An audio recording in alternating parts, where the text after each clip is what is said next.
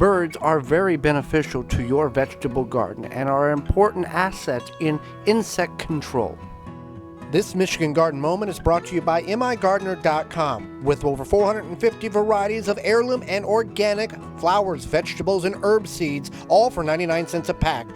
Find out more at migardener.com.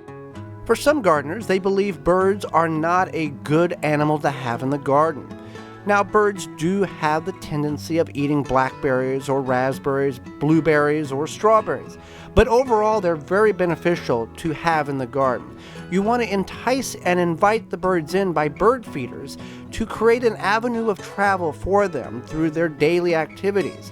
Birds will come eat the birdseed you've provided for them, as well as eat the bad insects off the plants in which you're growing, such as tomato hornworms and other bad insects. They have a keen eyesight. As they're eating birdseed, they would much rather have a juicy worm or bug than dry seed.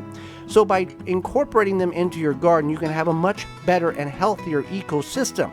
You do not have to have fancy bird feeders. A simple tuna can with holes popped in the bottom of it, nailed to a 3 or 4 foot stake, works just perfectly, and we use that many times in our garden around our tomatoes.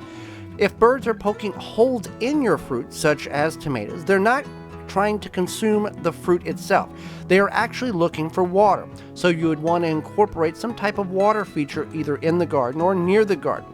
And many species of birds will use those bird feeders and create a travel route and help increase the health of your garden. You'll be amazed of how productive your garden can be.